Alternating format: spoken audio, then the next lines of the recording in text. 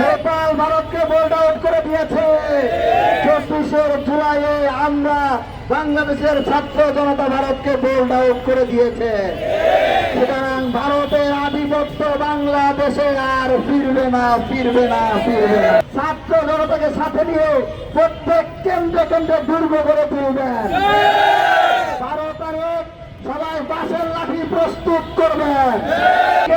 জনতাকে আহ্বান জানাবো, যে সকল দলগুলো ক্রিকেট খেলে ক্রিকেট টুর্নামেন্টে অংশগ্রহণ করছেন, যে সকল দেশগুলো টি-20 বিশ্বকাপে অংশগ্রহণ করছেন, তাদের প্রত্যেকের প্রতি আমি উদাত্ত আহ্বান জানাবো, আপনারা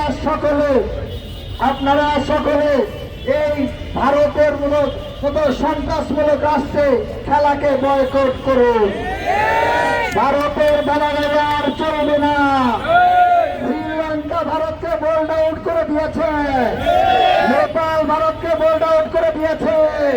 24শে জুলাইয়ে আমরা বাংলাদেশের ছাত্র জনতা ভারতকে বোল্ড আউট করে দিয়েছে। সুতরাং ভারতের আধিপত্য বাংলাদেশে আর ফিরবে না, ফিরবে না, ফিরবে না। প্রিয় সংগ্রামী সহযোগিতা বন্ধুগণ, আপনারা জানেন আমাদের প্রিয় ভাই শরীফ ওসমান হাদিকে খুন করেছে এই ভারত।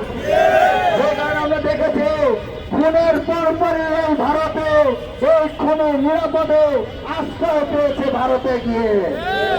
জুলাইয়ে যে গণহত্যা সংগঠিত হয়েছে, সেই গণহত্যা সংগঠন করেছে ভারতের নির্দেশে।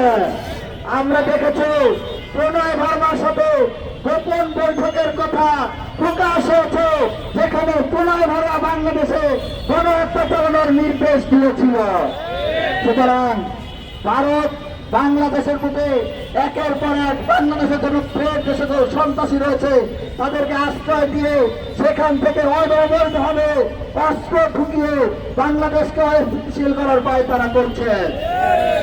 আপনারা দেখেছেন ইতিমধ্যেই অনেক জায়গা থেকে অবৈধ অস্ত্র উদ্ধার হয়েছে, আপনারা দেখেন নাই? নির্বাচনকে কেন্দ্র করে বাংলাদেশে অস্ত্র সাপ্লাই দিয়েছে কারা? এই অস্ত্র সাপ্লাই দিয়েছে ভারত এবং ইন্ডিয়ার দেশে দোসরেরা। আপনারা দেখেছেন বিগত 4টি নির্বাচন ষড়যন্ত্রমূলক ভাবে ডিজিটাল কারচুপি করে 4টি নির্বাচন রিগ করা হয়েছে, ইলেকশন ইঞ্জিনিয়ারিং করা হয়েছে। আমরা দেখতে পাচ্ছি আবারও কেউ কেউ সেই ভারতকে ব্যবহার করে বাংলাদেশে আরেকটি ইলেকশন ইঞ্জিনিয়ারিং করার দুঃস্বপ্ন দেখছেন। সেই দুঃস্বপ্ন আপনাদের দুঃস্বপ্নে পরিণত হবে। সংগ্রামের সাথে বন্ধুগণ, আপনাদের সকলের প্রতি আহ্বান জানাবো, আপনারা যেখানের ভোটার, যেই কেন্দ্রের ভোটার, সেই কেন্দ্রের ছাত্র জনতাকে সাথে নিয়ে প্রত্যেক কেন্দ্রে কেন্দ্রে দুর্গ করে তুলবেন। ভারতের সবাই বাঁশের লাঠি প্রস্তুত করবেন। বাঁশের লাঠি আগায় রাখবেন বাংলাদেশের পতাকা, এবং সেই বাঁশের লাঠির আঘাতে ভারতের আধিপত্যবাদকে বাংলাদেশ থেকে ভেঙে চুরমার করে দেওয়া হবে। আজকের এই সমাবেশ থেকে ভারত এবং ভারতের এদেশীয় দেশের প্রতি আহ্বান জানাবো, জুলাই থেকে শিক্ষা নাও। যদি জুলাই থেকে শিক্ষা নিতে ব্যর্থ হও, ছাত্র জনতার বাঁশের লাঠি প্রস্তুত আছে, কিভাবে শিক্ষা দিতে হয় সেই শিক্ষা আমাদের ভালো মতো করে জানা আছে।